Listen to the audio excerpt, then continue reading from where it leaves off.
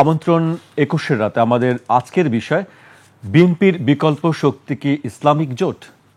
আমাদের সঙ্গে স্টুডিওতে উপস্থিত আছেন বিএনপির ভাইস চেয়ারম্যান শামসুজ্জামান দুদু, আপনাকে স্বাগত জানাচ্ছি।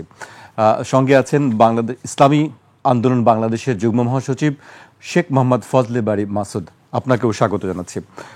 আমাদের আজকের বিষয় বিএনপির বিকল্প শক্তি কি ইসলামিক জোট বিষয়ে আলোচনার আগে আমি একটু সাম্প্রতিক বিষয়গুলো নিয়ে কথা বলতে চাই।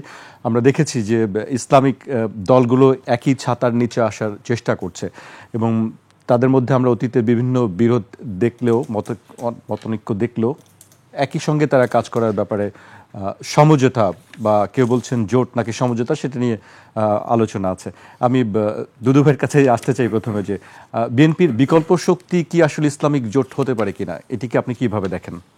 জি, আপনাকে ধন্যবাদ। মিস্টার মাসুদ ইসলাম ঐক্য জোটের নেতা, শুভেচ্ছা। প্রথমত আমি বলি, নির্বাচন ঘিরে এই যাবৎকালের আমি যদি সেই 79 থেকে শুরু করি তাহলে দেখব পোলারাইজেশন হতে হতে অনেক সময় মেরুকরণ, যেটাকে বাংলায় বলে, সেটি মেরুকরণ অনেক সময় বাস্তবে রূপ নেয় না, অথবা বাস্তবে রূপ যেটা নেয় সেটা মানুষ আগে জানে না। তো নির্বাচন আগামী বছরের ফেব্রুয়ারিতে হওয়ার কথা।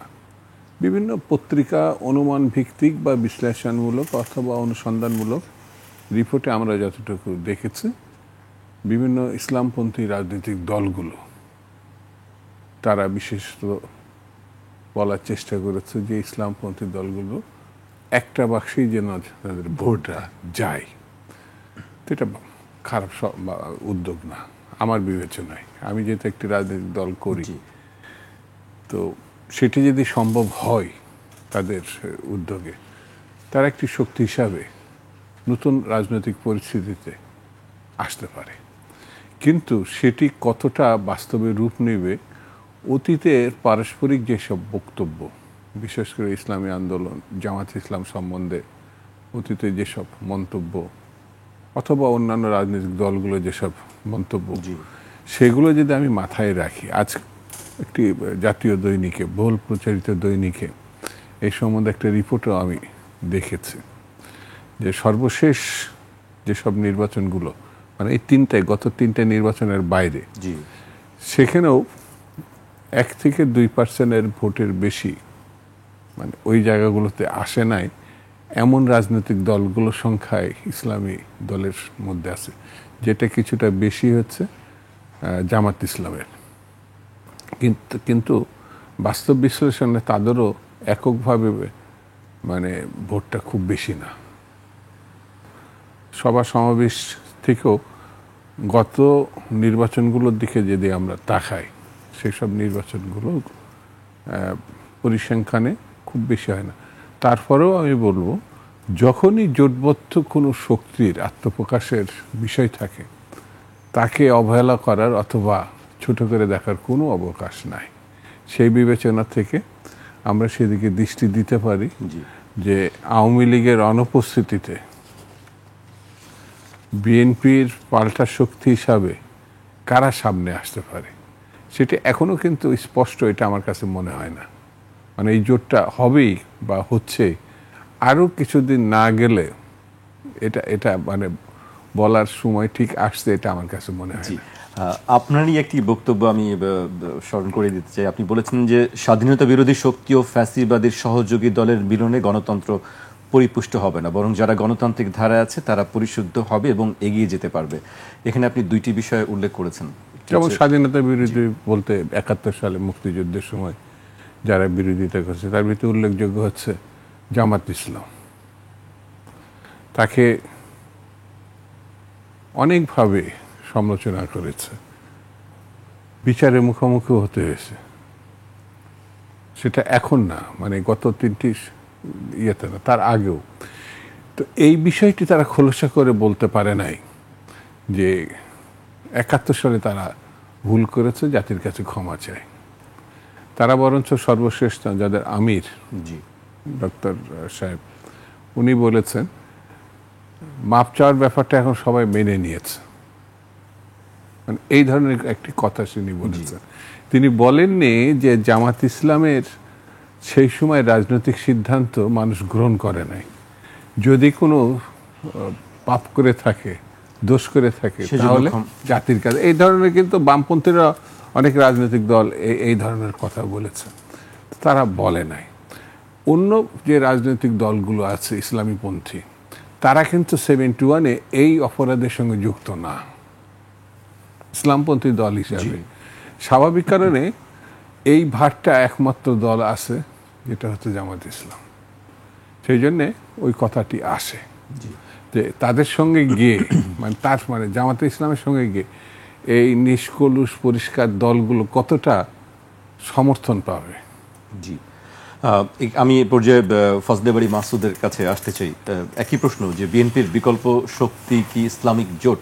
আরেকটি বিষয় দুধু ভাই যদি বলছিলেন যে একটি আশঙ্কা যে আসলে শেষ পর্যন্ত জোট কি হবে কি না জামায়াত ইসলামের সঙ্গে। আমরা যিনি অতীতের কথা বলছিলেন যে অতীতে অনেকবার দেখেছি যে এই ধরনের, বিশেষ করে 79 সালের পর থেকে আর কোনো জোটই হয়নি ইসলামী দলগুলোর সঙ্গে। আপনার বক্তব্য জানতে চাই বিষয়ে।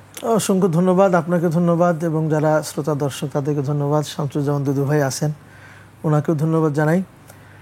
আপনি যদি বিশ্বের ইতিহাস দেখেন, আসলে গোটা দুনিয়াতেই উত্থান পতনের ইতিহাস আছে এবং পরিবর্তনের ইতিহাস তো বটেই, এটা দুনিয়ার রীতি।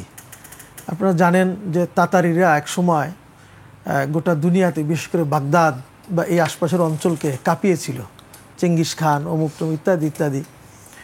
এমনও বলা হতো, লাউ ক্বালা লাকা আন্না তাতার কাদ ইনহাজামু ফালা তুসাদ্দিকুহু ফালা তুসাদ্দিকুহু, যদি বলতো যে তাতাররা কখনো পরাজিত হবে, পরাজিত হয়েছে কোথাও, এই কথা তোমাকে কেউ বলে, তুমি বিশ্বাস করো না। সেই তাতারি জাতি কিন্তু 1200 থেকে 1260 এই কিছুকাল ছিল, এরপরেই কিন্তু তারা ইসলাম গ্রহণ করলো এবং তারা পতন তাদের হয়ে গেল। তো এরকম যুগে যুগে যারা ছিল বিভিন্ন সময়, ভালো হোক মন্দ হোক, তাদের কিন্তু প্রত্যেকেরই উত্থান পতন আছে এবং পরিবর্তনের ধারা আছে। আমাদের বাংলাদেশেও ধরেন রাজনীতিতে বিভিন্ন রূপ তো আমরা দেখলাম স্বাধীনতা উত্তর। তো আসলে বাংলাদেশের মানুষ, সব এলাকার মানুষই চায় যে দেশটাকে ভালো করতে, প্রত্যেকেই পরিবর্তন চায়। তো সেই ধারাবাহিকতাই আস্তে আস্তে এখন যে পরিবেশটা তৈরি হয়েছে জুলাই আন্দোলনের পরে, মানুষের মধ্যে কিন্তু একটা জনপ্রত্যাশা আগেও ছিল, এখনও আছে, এবং এখন এটা আরও ব্যাপক হয়েছে যে একটা পরিবর্তন দরকার। এবং মানুষের মধ্যে একটা জনপ্রত্যাশা ব্যাপকভাবে তৈরি হয়েছে যে ইসলামী দলগুলো তারা যদি একত্রিত হতে পারে, তাদের প্রতি মানুষের সমর্থন যে আগে যা ছিল তার চেয়ে আরও বাড়বে। দুদু ভাই কথাটাই বললেন যে এটা হলে তো ভালোই হয়, এটা সবাই ভালো পজিটিভভাবেই দেখেন, এটা সবাই দেখেন পজিটিভলি। তো সেই হিসাবে আমরা অগ্রসর হচ্ছি। বাংলাদেশে যতগুলি ইসলামী রাজনৈতিক দল আছে তাদের মধ্যে কিভাবে এক করা যায়, একত্রে বসা যায়। বিশেষ করে আমাদের আমির মুফতি সৈয়দ মোহাম্মদ রেজাউল করিম সাহেব উনি বলেছেন যে আগামী নির্বাচনে আমরা এক বাক্সে আমরা যাব। তো সেই হিসাবে কিন্তু আমাদের কাজ চলমান, এবং আমরা একটা বহিঃপ্রকাশ দেখেছেন গত 28 জুনের সমাবেশে, সেখানে ইসলামী ধারার দলগুলিও এসছে এবং এর বাহিরের দলগুলিও এসছে। তো আমাদের আমিরের কিন্তু একটা কথা আছে, তিনি বলেন যে ইসলাম, দেশ, মানবতা, এই তিনটা জায়গায় যারা একমত তাদের সাথে আমাদের জোট হতে পারে। এটা কেবল যে ইসলামী দলগুলোই হবে তা না, এর বাহিরেও কেউ আসতে পারেন। তবে আমরা এখানে ফার্স্ট প্রায়োরিটি দিচ্ছি যেন ইসলামী ঘরানার যারা দল আছি আমরা, এরা যেন আমরা একত্রিতভাবে আমরা যেন নির্বাচনটা করতে পারি, তাহলে মানুষের প্রত্যাশাও পূরণ, মানুষ যেটা প্রত্যাশা করছে একত্রিত হওয়া সেটাও হবে।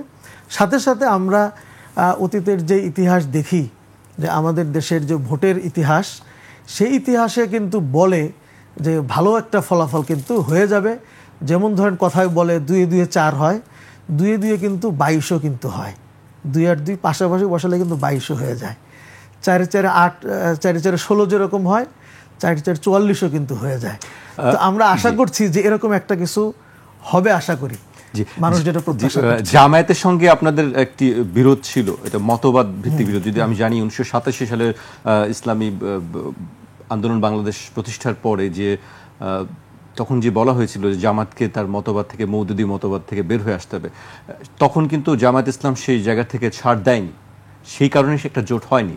কিন্তু এখন কি অবস্থা? জামাত কি সেই জায়গা থেকে সরে আসছে, ছাড় দিচ্ছে, এই কারণে কি জোট হবে বা সমঝোতা হচ্ছে? এখানে যেটা বলার সেটা হলো যে আমরা যে জোটটা করছি সেই জোটে কিন্তু আমরা চেষ্টা করছি যে যার যে মতবাদ, যার যে চিন্তা আছে, এটা যার যার জায়গায় থাকুক।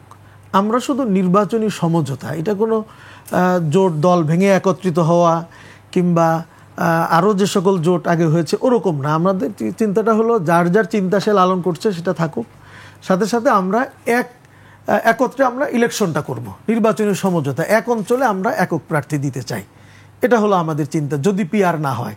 আর যদি পিআরের যে দাবিটা উঠছে আমাদের, পিআর হলে তখন তো ভিন্ন পথ আসেই, সেটা তো আমাদের আসেই।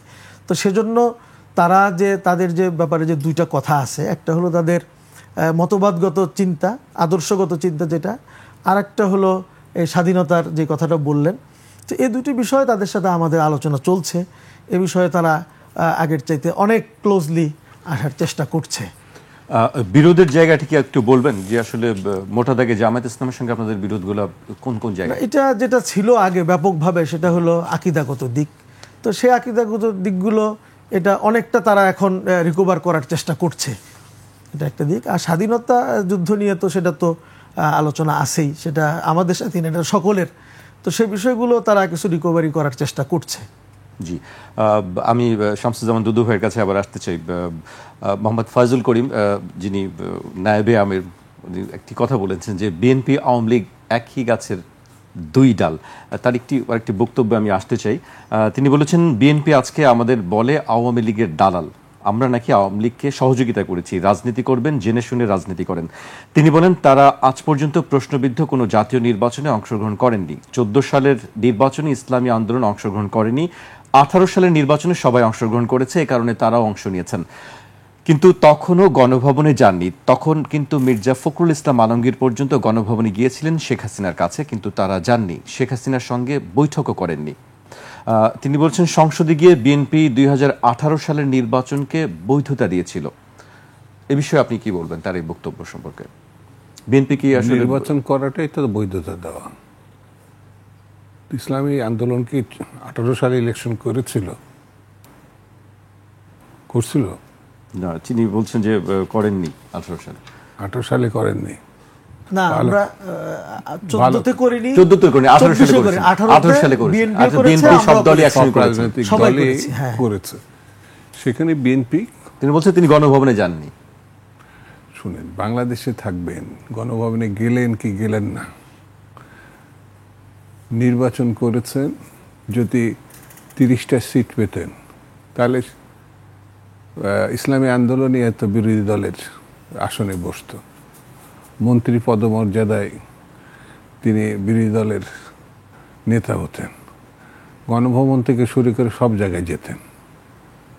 তো তিনি একটা সিটও পান নাই। কোন বিবেচনায় গণভবনে যাবেন? শপথ নিতে, দেখা করতে, বিরোধী দলের নেতা হিসাবে? এটা কিন্তু ইলেকশনের আগে ডেকেছিল তখন। আমার বিবেচনাটা আমি ক্লিয়ার করতে পারছি কিনা।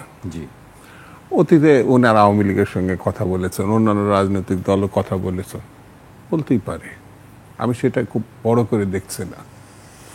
আর উনি ইদানিং যেসব বক্তব্য দিচ্ছেন, উনি সবার কাছে গ্রহণযোগ্য, অন্য দলগুলো গ্রহণযোগ্য না। এটাই যদি স্ট্যান্ড করাতে পারেন তাহলে না ভোট পাবে। ইসলামী আন্দোলনের নামে কখনো কি পার্লামেন্টের কোনো সদস্য ছিল? মানে আমি তাদের ছোট করছি না, অনেক ইসলামী দল আছে এখানে, জামাত ইসলামের বাইরে, মানে ইসলামী আন্দোলনের বাইরে, তারাও কিন্তু ইসলামী রাজনীতি, ইসলামী রীতিনীতি, ইসলামের কর্মসূচি এগুলো বলেন। কিন্তু তারপরও একাধিক ইসলামী দল আছে, যেমন মার্ক্সবাদী, একাধিক মার্ক্সবাদী দল আছে, ডেমোক্রেটিক একাধিক দল আছে। তো তাদের কর্মসূচি ভিত্তিক, তারা যেখানে মনে করে যাওয়ার, যেখানে কথা বলার, তারা সেখানে যাবে। এটা নিয়ে ওখানে গেছেন কেন, ওখানে কি করলেন, এই বিষয়টা আমার কাছে খুব বড় বিষয়। বিষয় হচ্ছে রাজনৈতিক কর্মসূচিটা কি। তারা রাজনীতি করার পরে, মানে নির্বাচন করার পর জয়লাভ করলে কি কি করবে। তো এখন জয়লাভ করার পরে তো কর্মসূচিটা তো অ্যাকসেপ্ট করেনি পিপুলস, করে নাই বলে স্বাভাবিক কারণে তারা আশানুরূপ ভোট পায়নি এবং যে কারণে তারা সদস্য পদ পাচ্ছে না। বিএনপি এই হিসাবে অন্ততপক্ষে তার যে 19 দফা কর্মসূচি, তার যে বক্তব্য, তার যে নেতৃত্ব, যেভাবে হোক মানুষ তাদের ভোট দিয়েছে, তারা সরকারও গঠন করছে অথবা বিরোধী দল হয়েছে। তো এই জায়গাটা একটা ফারাক আছে। তো আমাকে ইসলামী আন্দোলন সমালোচনা করবে, এটাই তো গণতন্ত্র, অথবা ইসলামী আন্দোলন আমাকে সমর্থন দেবে, এটাই তো গণতন্ত্র। ইসলামী আন্দোলনের নেতার সঙ্গে আমাদের ফখরুল ইসলাম সাহেবের বৈঠক হয়েছে, সর্বপ্রথম বৈঠকটা হয়েছে, তখন তারা বিএনপির সঙ্গে কাজ করবে অথবা সমর্থন দিবে এই ধরনের ইঙ্গিত করেছে। তার মানে এই নয় যে সারা সময় সারা দেশটার সঙ্গে তারা একসঙ্গে কাজ করবে। একটা নির্দিষ্ট সময়ে নির্দিষ্ট কর্মসূচির নির্দিষ্ট ভূমিকা থাকতে পারে, থাকতে পারে না। সেই জন্য ইসলামী আন্দোলন যে কথাগুলো বলছে, আমি খোলা মনে বলি, তাদের রাজনীতিটা এটা। এই জন্যে কখনো সমর্থন, কখনো বিরোধিতা, কখনো অভিনন্দন, এইভাবে তো নিতে পারি। নেগেটিভ আমি নিই না, আমি নিচ্ছি না। সব থেকে বড় জিনিসটা হচ্ছে আগামী যখন ইলেকশন হবে জাতীয় সংসদে, যেমন ইসলামী দলগুলো একসঙ্গের কথা আপনি বললেন না, এটা কোনো জায়গায় কোনোভাবে এখনো মেরুকরণটা স্পষ্ট হয় নাই। আদতে ইসলামী আন্দোলন জামাতের সঙ্গে যাবে না ইসলামী আন্দোলন এককভাবে বিএনপির মতো নির্বাচন করবে, সেটা কিন্তু এখনো পরিষ্কার না। প্রত্যাশা করছে এক জায়গায় করলে ভোটটা বাড়তে পারে, এক বাক্সে ভোট দেওয়ার কথা ওনারা বলছেন। হ্যাঁ, এটা তো ভাবতেই পারে একটা রাজনৈতিক দল, তার মানে ভালোর জন্য বলবো, আমি ভাবতে পারি। আমি কেন এটাকে খারাপ বলবো না, যেহেতু বিএনপি মনে করে বিএনপি যে ভোট ব্যাংক এবং জনসমর্থন, তাতে সে সুবিধাজনক অবস্থাতেই আছে, অতীতে ছিল, এখনো আছে, ভবিষ্যতেও থাকবে। আমি তাদেরকে ওইভাবে মনে করছি না যে থ্রেট হিসাবে দেখা দেবে। সেই জন্য আমি গণতান্ত্রিক শক্তি হিসাবে তাদের এই উদ্যোগকে, এই কর্মসূচিকে আমি বাধা দেব। হয়তো এমনও ঘটতে পারে সামনের দিন, এখন হয়তো সেটা প্রত্যাশিত, অনেক দলের সঙ্গে আমাদের হয় ঐক্য হবে, আর না হলে পরে সমঝোতা হতে পারে। আসুক না সামনে, এখনো তো ক্লিয়ার না। ইসলামী আন্দোলন আমাদের সঙ্গে আসবে না, এটা সময় বলে দিবে, আসবে না নাকি আমাদের সঙ্গে থাকবে, নাকি এককভাবে করবে। দুদু ভাই কিন্তু বেশ কিছু কথা বলে ফেলছেন যে আসলে ইসলামী আন্দোলন বাংলাদেশ কোন দিকে যাবে শেষ পর্যন্ত, বা জামায়াত কোন দিকে যাবে, এটি আসলে খুব বলা বাংলাদেশের রাজনীতিতে আগে থেকে ধারণা করা খুব মুশকিল। এই অবস্থাটি কেন আসলে? না, আসলে এটা তো বাস্তব, দুদু ভাই যথার্থই বলেছেন। রাজনীতিতে বলে যে শেষ কথা বলে কিছু নাই, এবং আসলে আমরা যে গণতান্ত্রিক চর্চার কথা বলছি, আসলে এখানে এটাই সৌন্দর্য। কেউ কারো ত্রুটিটা তুলে ধরবেন, কেউ কারো পক্ষে বলবেন, এখানে জোট হবে ওখানে জোট হবে না, এগুলি আসলে সৌন্দর্য। আমরা আসলে এই ফ্যাসিবাদী আন্দোলনের সময় আপনারা নিশ্চয়ই দেখেছেন যে ওই সময় কিন্তু ফ্যাসিবাদ বিরোধী সকলেই কিন্তু আমরা একজোট হয়ে কাজ করেছি। আমাদের তখন মনে আছে আমরা সেন্ট্রালি বিএনপির সাথেও আমাদের ওঠা বসা, যোগাযোগ, কথাবার্তা প্রচুর হয়েছে, এবং আমাদের সংলাপগুলোতেও ওনারা আসছেন, আমরাও তাদের সাথে কথা বলেছি। কাজেই আমরা আসলে যদি রিয়াল কথাটা বলি, সেটা হলো যে আমরা আসলেই সকলেই চাই, যারা ফ্যাসিবাদ বিরোধী আন্দোলন আমরা একত্রে করেছি, এবং আমাদের দেখছেন ওই সময় অনেক কর্মসূচি কিন্তু আমরা একত্রেও করেছি। বিএনপিও কর্মসূচি দিয়েছে, ইসলামী আন্দোলনও দিয়েছে, জামাতও দিয়েছে, অনেকেই দিয়েছে। তো আমরা আসলে চাই কিন্তু যে একটা ফ্যাসিবাদ মুক্ত একটি সুন্দর একটা বাংলাদেশ সকলে মিলে গড়তে, ওই ফ্যাসিবাদকে বাদ দিয়ে। তো সেখানে তারপরে এখন যখন ফ্যাসিবাদ আউট হয়ে গেছে, এখন আমাদের মধ্যে সমীকরণ, আমাদের মধ্যে ঐক্য, আমাদের মধ্যে জোট, এ বিষয়ে তো তৎপরতা আছেই, এবং শেষটা বোঝা যাবে হলো নির্বাচনের তফসিল ঘোষণার সময়।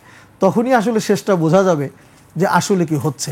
তবে আমরা প্রত্যাশা করি যে ইসলামী দলগুলো যেন ঐক্যবদ্ধভাবে আমরা একটা নির্বাচন করতে পারি, কারণ আমরা মনে করি ইসলাম মানুষের মানবতার মুক্তির একটা গ্যারান্টি, এবং ইসলামের যে সৌন্দর্য, ইসলামের যে রাষ্ট্র ব্যবস্থা, ইসলামের যে অর্থ ব্যবস্থা, সমাজ ব্যবস্থা, এগুলি যদি সমাজে কিছু যদি ইমপ্লিমেন্ট করা যায়, তাহলেও কিন্তু সমাজ আরো অনেক সুন্দর হবে বলে আমাদের ধারণা।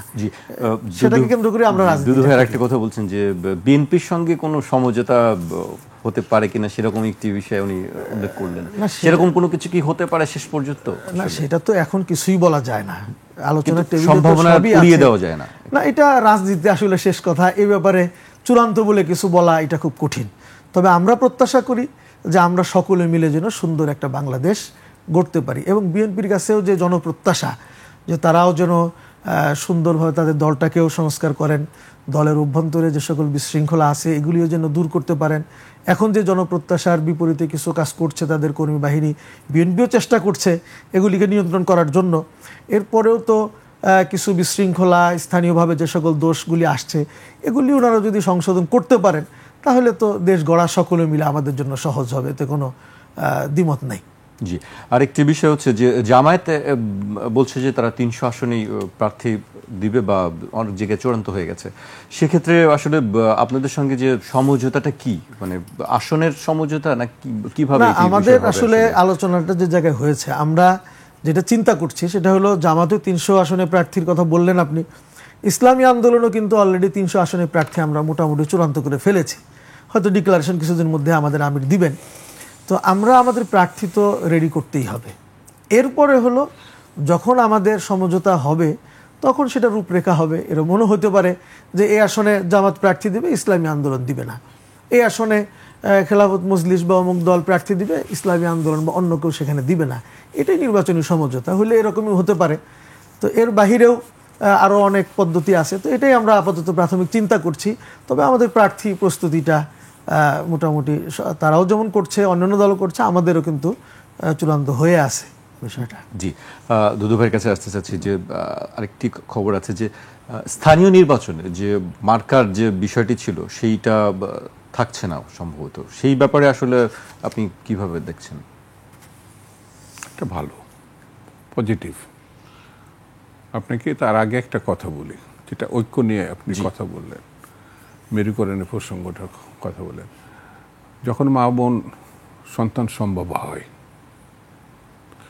তখন কিন্তু পরিবার, কেউ বলে যে এটা কন্যা সন্তান প্রত্যাশিত, কেউ বলে ছেলে সন্তান প্রত্যাশা, কেউ বলে একটা ভালো সন্তান মানে সুস্থ সন্তান যেন হয়। কিন্তু অনেক সময় দেখা যায় আল্লাহ তাদের জন্যে ভালো থেকে খারাপও রাখতে পারে। দেখা গেল সব বিবেচনায় সন্তানটা মৃত হয়েছে, হলো বটে, কিন্তু মায়ের যে কষ্ট, বোনের যে কষ্ট সেটি প্রত্যাশিত হলো না, সেটা হলো মৃত সন্তান প্রসব করছে। তো উদ্যোগ থাকতে পারে একসঙ্গে কাজ করব। জি, তো এটা নির্বাচনে ওই যে বললো না মিস্টার মাসুদ, তফসিল ঘোষণার আগে পর্যন্ত তো এটা বলা খুব কঠিন, মানে রাজনৈতিক মেরুকরণটা কোথায় গিয়ে দাঁড়াবে। আমার কাছে, আমি রাষ্ট্রবিজ্ঞানের ছাত্র, যেমন রাজনীতি করি রাষ্ট্রবিজ্ঞানের ছাত্র। বাংলাদেশে প্রয়োজন ছাড়া কোনো কিছু হয়েছে এটা আমার কাছে মনে হয় না। সামনের দিনগুলোতে ক্রমান্বয়ে আস্তে আস্তে হয়তো এটা স্পষ্ট হবে, কে কার সঙ্গে যাচ্ছে বা আদৌ কোনো ফ্রন্ট হচ্ছে কিনা বা কার সম্ভাবনা কতটুকু, এভাবে। আর যেটা আপনি বললেন যে মার্কা ছাড়া স্থানীয় নির্বাচনে অনেকে অংশগ্রহণ করে, যে কোনো দল করে না, স্বতন্ত্র প্রার্থী, এবং সমাজে তারা অনেক আলেম ওলেমা বা রাজনীতিবিদ, শিক্ষক, পেশাজীবী বা একটা ভালো কৃষক এরা থাকে। কিন্তু যে সিস্টেমটা করে দেওয়া হয়েছিল সেটা হচ্ছে যে আপনি কোনো দলের পক্ষে না থাকলে পরে আপনি ইলেকশন করতে পারবেন না, মানে আপনার একটা মার্কা থাকতে হবে, একটা দলের পক্ষে থাকতে হবে। আর স্থানীয় নির্বাচনটা আমাদের শত বছরের একটা ঐতিহ্য, এই গ্রামীণ জনপদের মানুষের সমর্থন নেওয়ার, সেটিও একটা দলীয়করণ। একটা আমি গত সরকারের সময় নৌকা দিয়ে দেওয়া মানে প্রশাসন ঝাঁপিয়ে পড়লো নৌকার পক্ষে কাজ করা, মানে সিস্টেমটা তো 3টা নির্বাচন এমন দাঁড়াইছিল, নৌকা প্রতীক দেওয়া মানে বুঝিয়ে দেওয়া হলো পরে এর সঙ্গে পুলিশ থাকবে, প্রশাসন থাকবে, উপজেলা মানে ম্যাজিস্ট্রেট অমুক তমুক সব থাকবে, নৌকা মানে নৌকা মানে। তো এখন ধরেন বিএনপি, এখন তো আওয়ামী লীগ নাই, বা ইসলামী দলগুলো বা অন্যান্য দল যারা কমিউনিস্ট পার্টি, তাদের থেকেও একটা প্রার্থী থাকতে পারে, একাধিকও থাকতে পারে। যদি থাকে সেই সব দল কিন্তু তখন মার্কা যদি না দেয় তাহলে যে হয়ে আসতে পারে, যদি দেখা গেল কোনোভাবে তিনটে প্রার্থী সমান, আমি ওই তিনজনকে একজনে বসানো যাচ্ছে না কোনোভাবে, তখন বলে দেয় যে তুমি নির্বাচন করে আসুন। দল সমর্থন দেয় না, যার যার মতো করে সে ইলেকশন করে, যে জিতলো সে দল নিয়ে নিল। যে কোনো দলই এটা করতে পারে, কিন্তু প্রার্থী যদি মার্কা দিয়ে ইলেকশন করতে, তো একজনকেই দিতে হবে, আর দুইজন তখন বহিষ্কৃত হয়। তো এই সিস্টেমটি স্থানীয় নির্বাচনে আমার বিবেচনায় ঠিক ছিল না। এইটা যে পরিবর্তন করেছে, এই নির্বাচন কমিশনকে আমি ধন্যবাদ দিই, যেটা ভালো করে। মোহাম্মদ ফজলে বাড়ি মাসউদের কাছে আমার প্রশ্ন যে স্থানীয় নির্বাচন এবং সংখ্যানুপাতিক নির্বাচন নিয়ে আসলে আপনি একটি শক্ত অবস্থান নিয়েছেন যে এই নির্বাচন আগে হতে হবে এবং সংখ্যানুপাতিক নির্বাচন হতে হবে। এই বিষয়ে আপনার বক্তব্য জানতে চাই, তার আগে আমাকে বিরতিতে যেতে হচ্ছে। দর্শক, একটি বিরতি নিচ্ছি, বিরতির পর আবারও ফিরবে 21 রাতে, আমাদের সঙ্গেই থাকুন।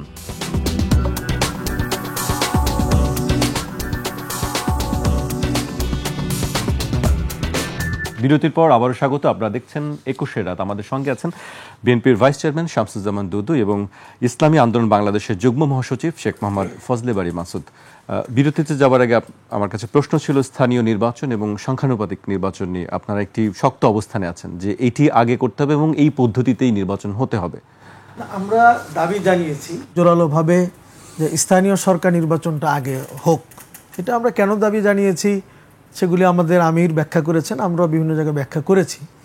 তাহলে আসলে দেখেন, স্থানীয় নির্বাচন না হওয়ার কারণে, এই যে আমরা ঢাকা সিটিতেই থাকি, ঢাকা উত্তরে দুদু ভাই উত্তরে থাকেন, আমরা এই উত্তরেও থাকি, সেই উত্তরে দেখেন ঢাকা উত্তরে কি অবস্থা, সিটি কর্পোরেশনের কোনো কাজ নাই তাদের। আমি দেখলাম তো গত ঈদের সময় যাকে প্রশাসক বসিয়েছে সে সুন্দর একটা ঈদ র্যালি করলেন, এইটা ছাড়া আর কোনো কাজ কিন্তু তার আমি দেখছি না। এবং আমরা ভিতরে ভিতরে শুনছি দুর্নীতির যা যা আছে সিটি কর্পোরেশনে, যাদেরকে প্রশাসক বসিয়েছে বিভিন্ন জায়গায় চরম পর্যায়ে এটা কিন্তু চলছে। আমি ব্যক্তিগতভাবে ভুক্তভোগী আছি এই জায়গায়।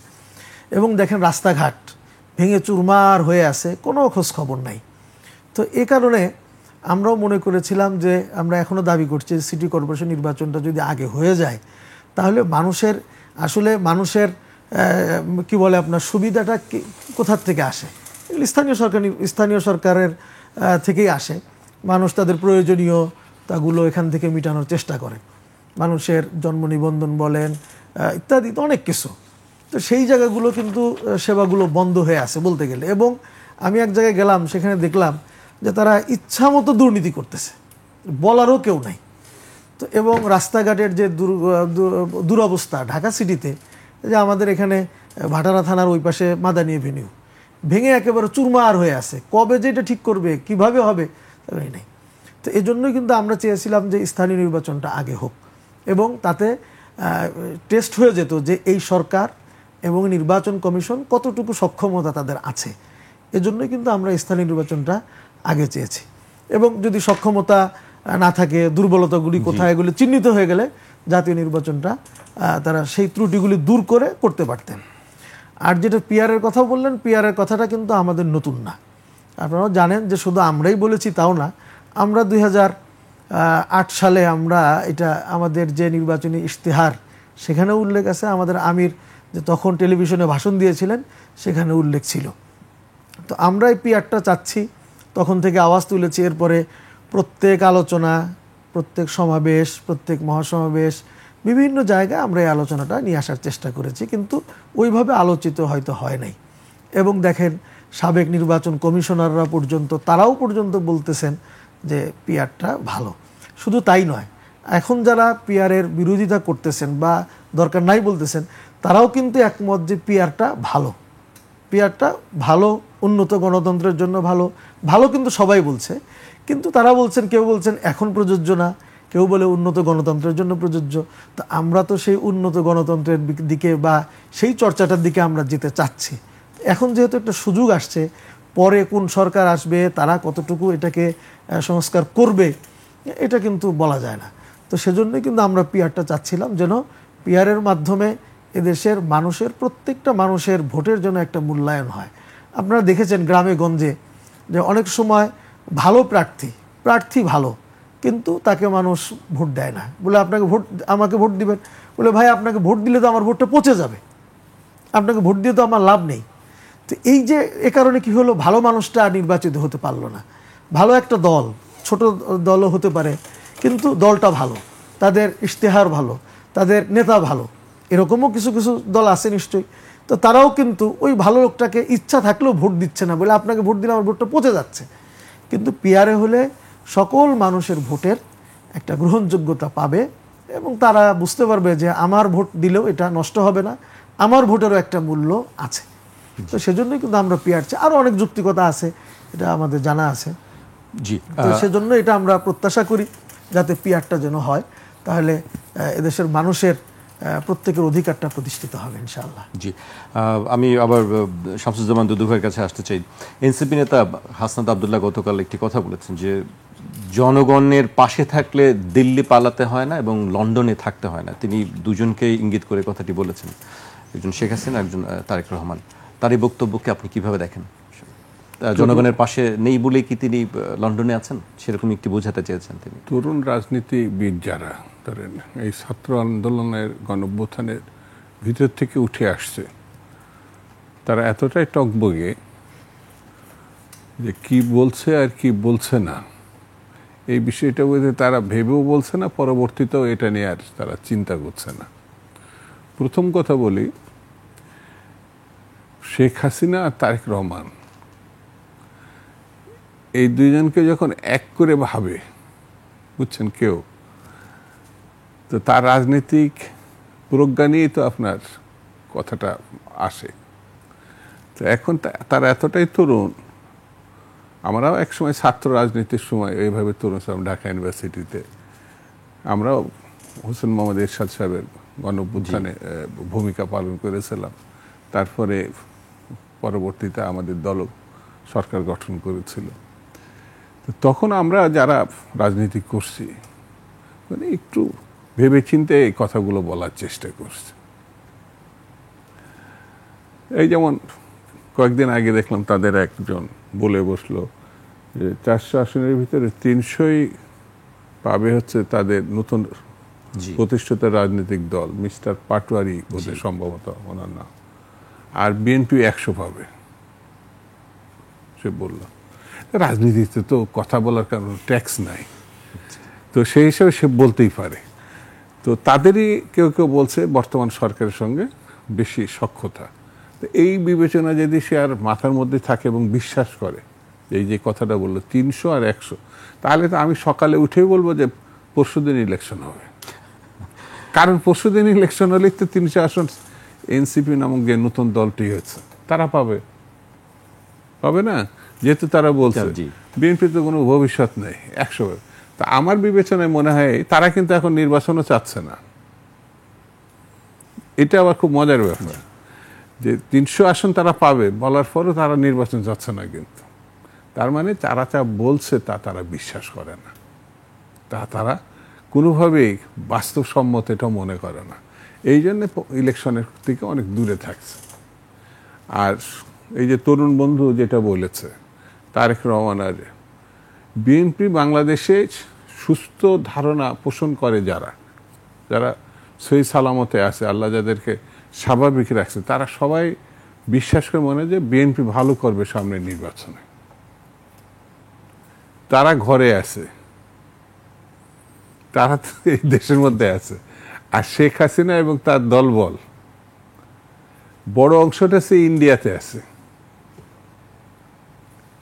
তো এখন উনি যার দলের যিনি আগামী সম্ভাব্য প্রধানমন্ত্রী ভাবা হচ্ছে, তাকে একজন পলাতক প্রধানমন্ত্রীর সঙ্গে তুলনা করছেন। আমি আর কি বলবো, মানে আমার বিবেচনা এই কথাটা নিয়ে আলোচনা করাটা মানে রেজাল্ট বের করে আনা, আর আমি যদি আবার কঠোর হয়ে ভাষা বলি তাহলে আবার সে কষ্ট পাবে তরুণ রাজনীতিবিদ।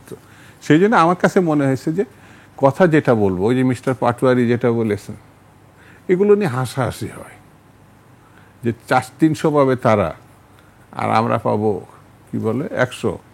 এগুলো আমার কাছে মানে স্বাভাবিক কথা মনে হয় না। সেই জন্য বাংলাদেশের রাজনীতিতে এই যেমন ইসলামী দলগুলো তারা এটা খুব লক্ষণীয় বিষয়, কিন্তু আমি মিস্টার মাসুদ এখানে বসে আছে তাকে বলি, ইসলামী ভাবপূর্ণ ভোটগুলোকে একটা বাক্সে নেব, কিন্তু বলে না এই ইসলাম ভাবপূর্ণ লোকগুলো আগামী দিনে সরকার গঠন করা হবে, করবে। লক্ষণীয় বিষয়, কিন্তু আমি ভোটটা নিয়ে যাব, তার মানে সব যদি এক জায়গায় করতে পারলে আমি ভালো প্রত্যাশা করব, এটা স্বাভাবিক। আমি বলছি এটাই তো, মানে চেষ্টা তো উদ্যোগ থাকতে পারে, হবে কি হবে না সেটা ভবিষ্যৎ বলে দেবে। কিন্তু এই কথাটা আমি কি জবাব দেবো যে তারেক রহমান সাহেব আর হাসিনা এক জিনিস না তো? জি, আমি ফজলে বাড়ি মাসুদের কাছে আসতে চাই। আসন ভাগাভাগি নিয়ে চারপাশে নানান কথা হচ্ছে, আমরা এখনো শুনলাম আসন ভাগাভাগি কে কয়টা আসন পাবে। একই ছাতার নিচে যদি ইসলামিক দলগুলো আসলে শেষ পর্যন্ত আসে, সেক্ষেত্রে মনে হয় কি কতগুলো আসন পেতে পারে বা কত ভোট টানতে পারে আসলে? আমাদের তো যেটা ধারণা, মানে আকাশচুম্বী বা বেহুদা কথা বলে তো লাভ নেই। আমরা যেটা ধারণা করি যে বিগত যে ইতিহাসগুলি বলে, আসলে বিগত 18 বছর কোনো নির্বাচন হয় নাই, এটা আমরা সবাই জানি এবং স্বীকার করি। তো কাজেই ওই রেশিও হিসাবে টেনে যে আমি একটা ফলাফল বলবো, এটা বলাও কঠিন। তবে আমাদের কিছু জরিপ আছে, তো সেই জরিপের আলোকে আমরা যেটা দেখি সেটা হলো যে 1991 সালে যে নির্বাচন হয়েছে, ওই নির্বাচনে আমরা দেখেছি জামাত যে ভোট পেয়েছে সেটা মোট ভোটের 10-12% বা 12% এরকম, তখনকার যেটা রিপোর্ট। এর পরবর্তী তখন কিন্তু ইসলামী আন্দোলন আলাদা না, তখন ইসলামী ঐক্য জোট হিসাবে আমরা নির্বাচন করেছি। সেখানেও আমাদের প্রথম যেহেতু, তখন আমরা 0.8% আমরা ভোট পেয়েছিলাম, যেটা মনে পড়ে আমাদের। তো এরপরে ধারাবাহিকভাবে নির্বাচন হয়েছে, পরবর্তী নির্বাচনগুলোতেও বিভিন্ন সময় জামাত জোটবদ্ধ করেছে, ইসলামী আন্দোলন আমরা এককভাবেই নির্বাচন করেছি পরবর্তীতে বিভিন্ন সময় যখন হয়েছে। তো আমরা সম্প্রতি যে নির্বাচন হলো এই ফ্যাসিস্টের আমলে, এই সময় ধরেন বিএনপিও গিয়েছে স্থানীয় নির্বাচনগুলোতে, জামাতও গিয়েছে, অন্যান্য দলও গিয়েছে। এই সময় যে ভোট না হওয়ার মধ্যেও যতটুকু হয়েছে, এখানে তো আসলে তো ভোট ওই যে একচেটিয়া নৌকা মার্কা মানেই হলো সবাই তার সাথে যাও, তো সেইভাবে তারা ভোট সিল যা করার করেছে। তারপরেও আমরা দেখেছি গত যে পৌরসভা নির্বাচনগুলো হয়েছে, ওখানেও আমাদের যারা প্রার্থী ছিল, আমরা 12 থেকে 15% ভোট আমরা পেয়েছি পৌরসভাগুলোতে। ইউনিয়ন কাউন্সিল নির্বাচনে তো আমাদের অনেক প্রার্থীকে মানে কি বলে নমিনেশন পেপারই সাবমিট করতে দেয় নাই, হুমকি ধুমকি অনেক। এছাড়া এরপরেও আমরা যেখানে কোনো রকমই টিকে ছিলাম, টিকে থাকার পরেও আমাদের যে সকল চেয়ারম্যানরা হয়েছেন এবং যেসব জায়গায় হতে পারে না সেকেন্ড পজিশন, থার্ড পজিশন এরকম যা ছিল, তাতেও কিন্তু আমাদের রেশিওটা ছিল আপনার 10-এর উপরে। তো আমরা যেটা বিবেচনা করছি, যদি জামাতের ভোট যদি বাড়ে, সেটা আমরা যতটুকু ধারণা যদি 20-21% তাদের হয়ে থাকে, ওই সময় 91-তে ছিল 12%, এখন তাদের নিশ্চয়ই বেড়েছে।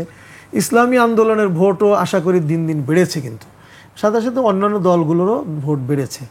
আমার যেটা ধারণা, যদি ইসলামী আন্দোলনের এই পৌরসভার ভোটটা যদি আমরা চিন্তা করি, যদিও এটা অ্যাকুরেট হবে না, ধারণা নেওয়ার জন্য যদি 10-15% যদি হয়, এর সাথে সাথে যদি অন্যান্য দলও আমরা যদি একত্রিত হতে পারি এবং সুইং ভোট যখন একত্রিত হবেন, কিছু সুইং ভোটও আমরা পাবো, এ সব মিলিয়ে এই জোটের আমার যা ধারণা 30-এর উপরে পার্সেন্টেজ যাওয়া উচিত এবং যাবে বলে আমাদের ধারণা। এটা হলো এক স্বাভাবিক ক্যালকুলেশন।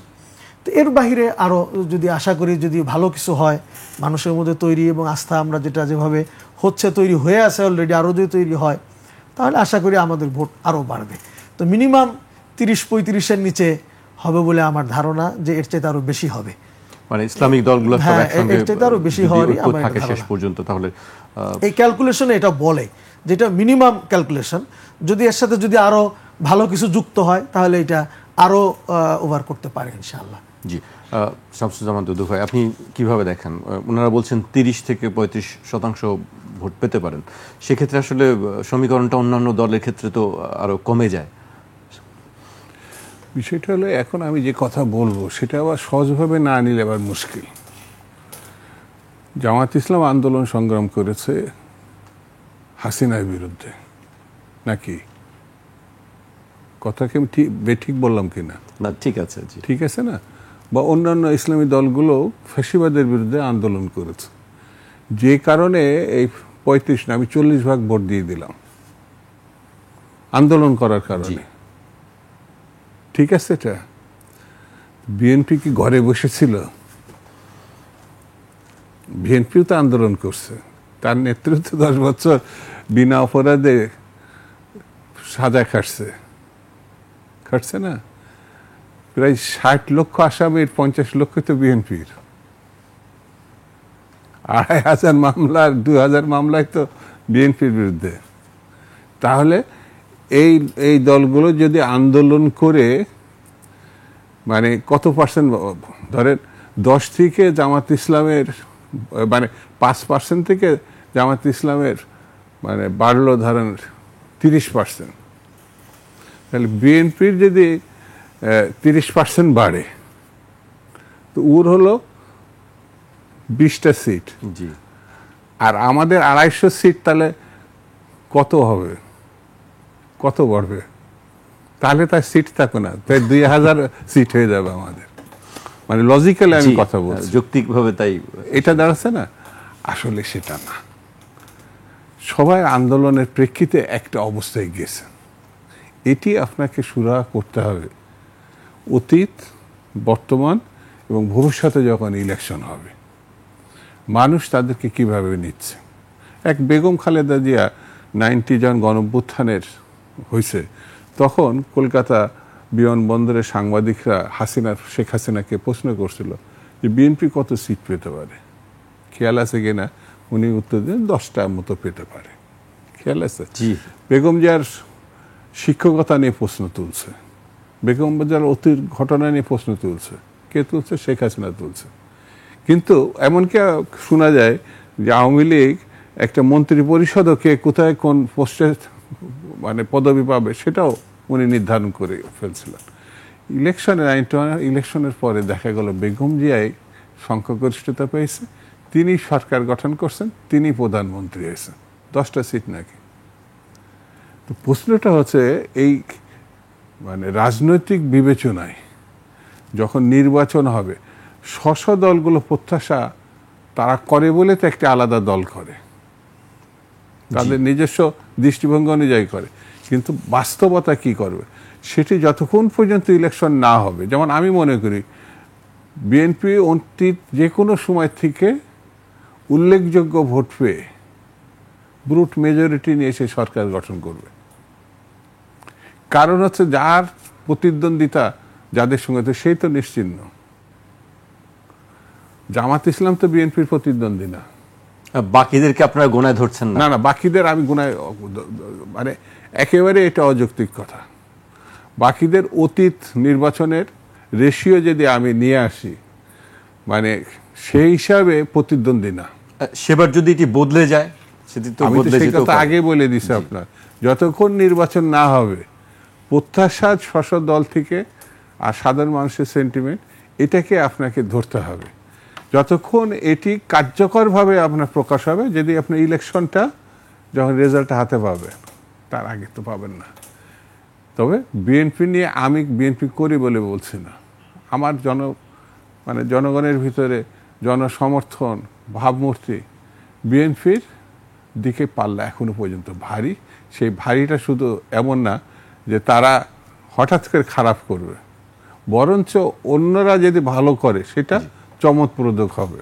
জি, আমি একেবারে শেষ পর্যায়ে আসছি। দুদু ভাইয়ের কাছে একটি বিষয় আমি উল্লেখ করতে চাই। রাজশাহী বিশ্ববিদ্যালয়ের রেল স্টেশনের একটি কক্ষ দখলের বিষয়ে মহানগর বিএনপির মতিহার থানার সভাপতি মোহাম্মদ একরাম আলী বলেছেন, কেন দখল করতে যাব আমি, কি দরকার? জরাজীর্ণ অবস্থায় অনেকদিন ধরে সেটি পড়েছিল, সেখানে মাদক সেবন ও অসামাজিক কাজ হয়।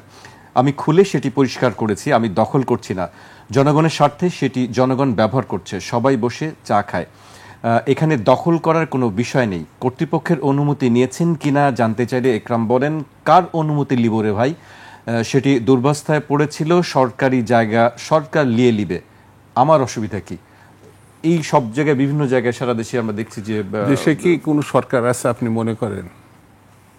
এটি কি শুধু সরকারেরই? না, আছে কিনা মনে করেন কিনা? আপনি তো আমার একটা প্রশ্ন একবার বড় আপনি পড়ে শোনাই দিলেন। আমি বলি হ্যাঁ না বলেন যে হ্যাঁ সরকার আছে, তাহলে আমার উচ্চারণ হচ্ছে সরকার আছে, অবশ্যই সরকার আছে। তাহলে সরকারের দায়িত্বটা কি? আইন শৃঙ্খলা নিয়ন্ত্রণ করা। সব আজকে পর্যন্ত দপ্তরে যিনি বসে আছেন মিস্টার রিজভী বলেছেন যে এত নির্দেশ দেওয়ার পরেও যেখানে অন্যায়, যেখানেই ঘটনা, দুর্ঘটনা, সেখানেই আইন শৃঙ্খলা পরিণত একটা লোককে গ্রেপ্তার করছে। আমি যদি এখন বলি যে এই লোকটি সরকারের লোক হিসেবে ওখানে দায়িত্ব এই ঘটনা করছে, তাহলে আপনি এটা অস্বীকার করবেন কি করে? কারণ এই সরকার নানান প্রক্রিয়াতে বিএনপি ক্ষতিগ্রস্ত হয়। মানে এই সরকারের তো একটা ইঙ্গিত আছে এই নতুন দলের, এই যে এনসিপি নামক তরুণদের দল। কারণ ডক্টর ইউনূস কিন্তু খুব সুন্দর করে বলছেন যে তরুণদের শিক্ষার্থীদের স্বপ্ন পূরণের জন্য তাদের একটি দল থাকলে ভালো হয়। খেয়াল আছে কিনা? জি, অবশ্যই। তিনি যদি এটা মনে করেন যে বিএনপি তাদের প্রধান প্রতিবন্ধক, তাকে বিতর্কিত করতে পারলে ভালো হয়, তাহলে আইন শৃঙ্খলা প্রত্যেকে যত অপকর্মটা কৌশলগতভাবে হতে পারে বিএনপির বিরুদ্ধে। বিএনপি তো বলেই দিছে যে যেখানে অপকর্ম, সে যেই হোক, বিএনপি না যেই হোক, তাকে আইনের আন্ডারে আনতে হবে। আর আমাদের নজরে পড়ার সঙ্গে সঙ্গে প্রাথমিক সদস্য পদ সহ তার দল থেকে বহিষ্কার করেছে। এই সংখ্যা কম না কিন্তু। জি। তাহলে আমার প্রশ্নটা হচ্ছে যে এই যে নিউজের যে ধারাটা, শুধু আমার দল না, যে কোনো দলেও যদি কোনো অপকর্ম হয়, তার প্রধান দায়িত্ব হচ্ছে আইন শৃঙ্খলা বাহিনী বা সরকারের। সেটি কিন্তু আমরা লক্ষ্য করছি না। হ্যাঁ, আপনি বলতে পারেন যে সেই পরিবেশটাও অনেক মানে বিঘ্নিত হয়েছে, পুলিশ অ্যাক্টিভ না, বা এটা আমি স্বীকার করতে পারি। তবে এর থেকে বেরিয়ে আসতে হবে। একজন, দুইজন, পাঁচজনের ত্রুটির জন্য একটি রাজনৈতিক দল এই মানে কাঁধে নিতে পারে না। শুধু বিএনপি না, যে কোনো দলের এটা কঠোর হস্তে দমন করা উচিত। আমি এই টেলিভিশনের সামনে বলছি, বিএনপির নামে অথবা তার অঙ্গ সংগঠনের নামে কোনো অপকর্ম যেতে হয়, আমার দলীয় সিদ্ধান্ত হচ্ছে কঠোর হস্তে এটি আইন শৃঙ্খলা বাহিনী নিয়ন্ত্রণে নিয়ে আসবে। জি, আমি একেবারে শেষ পর্যায়ে চলে এসেছি। ফজলে বাড়ি মাসুদের কাছে আসতে চাই এবং আপনার কাছে একটি প্রশ্ন থাকবে যে 1987 সালে হাফিজি হুজুরের মৃত্যুর পর কওমি মাদ্রাসা ভিত্তিক যে দলের মধ্যে যে ঐক্য, সেই ঐক্যটা আমরা দেখিনি, বজায় রাখা সম্ভব হয়নি কেন? এটি খুব সংক্ষেপে যদি আমাদেরকে বলেন। না, এটা তো বিভিন্ন সময় বাংলাদেশে রাজনৈতিক মেরুকরণে শুধু ইসলামী দলের না, বিভিন্ন জনেরই ঐক্য হয়েছে, সেই ঐক্য আবার ভেঙেছে, 4 দলীয় জোট হয়েছে, ভেঙেছে, ও বিভিন্ন জোট হয়েছে, এটা ভাঙছে, এটা স্বাভাবিক, এটা অস্বাভাবিক কিছু না। তো এরকম ভেঙেছে আবার হয়েছে। তবে আমরা এখন যেটা প্রত্যাশা করছি যে এখন যদি আমরা একটা নিয়মতান্ত্রিকভাবে এখন যে প্রক্রিয়াটা ঐক্য আমরা করতে যাচ্ছি, এটা এই ঐক্যটা আসলে ভাঙারও কিছু নাই, গড়ারও কিছু নাই। এটা নির্বাচনী সমঝোতা হবে, এরপরে এর মাধ্যমে আমরা ভালো কিছু করতে চাই। তো আমরা অতীতের ওটার বিশ্লেষণের চাইতে এখন মুখ্য বিষয় হলো যে আমরা এখন যেটা করতে চাই এটার সুফলতা বিফলতা কি, ভালো মন্দটা কি হবে। তো সেটা যদি আমরা করতে পারি, যদি ভালো কিছু করতে পারি এবং ইসলামের সৌন্দর্যটা যদি আমরা তুলে ধরতে পারি, যেমন ইসলামের মানুষের নিরাপত্তার বিষয়, সামাজিক নিরাপত্তা, এবং আমরা ইসলামী দলগুলো আমরা ক্ষমতায় গেলে, আমরা দায়িত্বপ্রাপ্ত হলে আমরা নারীদের কি কি অধিকার প্রতিষ্ঠা করতে পারবো, নারীদের নিরাপত্তার জন্য কি করতে পারবো, নারীদের স্বাধীনতার জন্য কি করতে পারবো, এই বিষয়গুলো আমাদের বেশি বেশি উপস্থাপন আমরাও করছি, চেষ্টা করছি মানুষের কাছে পৌঁছে দেওয়ার জন্য। এক ধরনের ফোবিয়া কাজ করে সাধারণ মানুষের মধ্যে যে ইসলামী দলগুলো ক্ষমতায় আসলে কি হবে সেটি একটি মানুষের, এটা তো করছে, এটা শুধু বাংলাদেশে না, এটা ইন্টারন্যাশনালি ইসলামের বিরুদ্ধে যে অপপ্রচারটা আছে যে ইসলাম ক্ষমতায় আসলে নারীদেরকে ঘর থেকে বের হতে দেবে না, নারীদের শিক্ষার অধিকার পাবে না, আসলে এটা চরম মিথ্যা এবং ভুল প্রচারণা। বরঞ্চ ইসলাম ক্ষমতায় আসলে নারীদের স্বাধীনতা, নারীদের নিরাপত্তা, এগুলির অতীত ইতিহাস আছে। আপনারা জানেন, একটা ঘটনা ছোট্ট করে একটা বলি, সেটা হলো যখন রাসূলুল্লাহ সাল্লাল্লাহু আলাইহি ওয়াসাল্লামের জমানায় নবীজি সাল্লাল্লাহু আলাইহি ওয়াসাল্লাম বলেছিলেন যদি ইসলাম ক্ষমতায় আসে তাহলে মানুষ ইয়াসিরুর রাকিব মিন সানআ ইলা হাজরামাউত, এটা রাসূল ইসলামের ঘোষণা যে মানুষ সানআ থেকে হাজরামাউত, সানআ এবং হাজরামাউত এটা হলো ইয়ামান থেকে নিয়ে দামেস্ক পর্যন্ত, অর্থাৎ পুরা জাজিরাতুল আরব উপদ্বীপ বলা হয়, যে পুরা আরব উপদ্বীপে একজন নারী, একজন ব্যবসায়ী সে সফর করবে সে একদম পূর্ণ নিরাপত্তার সাথে করতে পারবে, কেউ তার দিকে চোখ তুলে তাকাতে পারবে না। এটা ইসলামের ইতিহাস। এবং আমরাও চাই যে যদি মানুষ যদি ইসলামী দলগুলোকে ভোট দেয়, আমরা আশা করি যে ইনশাআল্লাহ আমরা এদেশে এই জিনিসটি এস্টাবলিশ করতে পারবো। নারী অধিকার, যেমন ধরেন অনেক কথা বলে যে ইসলাম নারীদের নাকি ঠকিয়েছে উত্তরাধিকারী আইনে, এ সমস্ত সব ভুলভাল কথাবার্তা। ইসলাম বরঞ্চ ইসলাম যদি ক্ষমতায় যেতে পারে, নারীদের মোহরানা দেখেন, ইসলামে কিন্তু যৌতুক বিয়ে যেটা আছে আমাদের সমাজে প্রচলিত, যৌতুক প্রথা একেবারে ইসলামে হারাম, নিষিদ্ধ প্রচণ্ডভাবে। ইসলামী দলগুলো ক্ষমতায় গেলে যৌতুক প্রথা একেবারে জিরোতে চলে আসবে ইনশাআল্লাহ, আমরা আশা করছি। এবং নারীদের যে উত্তরাধিকার সূত্রে যে সম্পদ তারা পায়, মোহরানা সম্পদ, দেখেন কত চমৎকার, অথচ এটা ভুল ব্যাখ্যা করা হয়। যে ইসলাম কিন্তু এটা বলছে মোহরানা সম্পত্তি যখন একটা নারী পায়, একটা নারী যখন আপনার স্ত্রী মোহরানাটা পেল, এর পরের দিন আপনি বিবাহ করলেন আজকে, কালকে আপনি যদি বাড়িতে বাজার করার আপনার টাকা না থাকে, আপনার স্ত্রীর কাছে 50,000 টাকা, কথার কথা ধরে নেন আপনি কালকে মোহরানা দিয়েছেন, আপনার এটা অধিকার নাই আপনার স্ত্রীকে বলার যে তোমাকে কালকে যে 50,000 টাকা আমি মোহরানা দিয়েছি, এইটা তুমি আজকে আমাকে বাজার করতে দিতে তুমি বাধ্য, কিংবা আজকের বাজারে খরচটা তোমাকে দিতে হবে। ইসলাম বলে এই কথা বলার অধিকার আপনার নাই, আপনি স্বামী, আপনাকেই বাজারটা করতে হবে। তো এই যে অধিকারগুলো দিয়েছে, আজকে সমাজে কিন্তু এ সমস্ত কারণে অনেক গ্যাঞ্জাম তৈরি হচ্ছে, নারীদের অধিকার ক্ষুণ্ণ হচ্ছে। তারপর উত্তরাধিকারের সম্পত্তি দেখবেন, একটা বাবা মারা গেছে, ভাইরা সম্পত্তি নিয়ে গেছে, ওই বোনকে কিন্তু সম্পত্তিটা দিচ্ছে না। এ ব্যাপারে আমাদের রাষ্ট্রেও আইন আছে, কিন্তু এগুলি যথাযথ বাস্তবায়ন নেই। কিন্তু ইসলাম এগুলির ব্যাপারে খুব কঠোর। ওই নারীকে তার উত্তরাধিকার সম্পত্তি যেটুকু পাবে, এটুকু আপনাকে শতভাগ বুঝে দিতে হবে। এভাবে যদি আমরা এই জিনিসগুলি মানুষ যদি যত বুঝবে, তত মানুষ ইসলামের দিকে আকৃষ্ট হবে, ইসলামের বিধিবিধান দিকে আকৃষ্ট হবে। এবং আমরা আশা করি ইসলামের বিধিবিধান যদি প্রতিষ্ঠা করা যায় সমাজে, তাহলে সমাজ, রাষ্ট্র এবং বিশ্বের একটি উন্নত রাষ্ট্র আমাদের বাংলাদেশকে করা সম্ভব হবে ইনশাআল্লাহ। জি, আপনাদেরকে অনেক ধন্যবাদ আমাদেরকে সময় দেওয়ার জন্য।